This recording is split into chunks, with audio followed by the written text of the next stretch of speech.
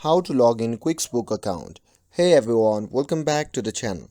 In today's video, I'll show you how to sign in to QuickBooks account online. So make sure to watch the video till the end, and without further ado, let's get started. So first thing first, open the preferred web browser and simply type www.quickbooks.com and hit enter. And after that, you will be prompted to the official website of QuickBooks. And once you are in the website, you can simply see the sign in button in the top right corner of the home page.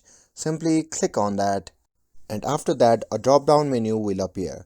From that, simply click on QuickBooks Online, and after that you'll be prompted to the page where you need to enter your credential. So simply click on either the email or phone number field and type in your registered email or phone number. And once you're done with that, simply click on sign in. And after that, on the next page, enter your password and simply click on sign in again. And if required, you will receive a 6-digit verification code via email or text. So simply enter the code and you can click on sign in. You can also log in using your Google account. On the sign in page, you can simply click in with Google and select your Google email or choose use another account to log in with different one. And that's it.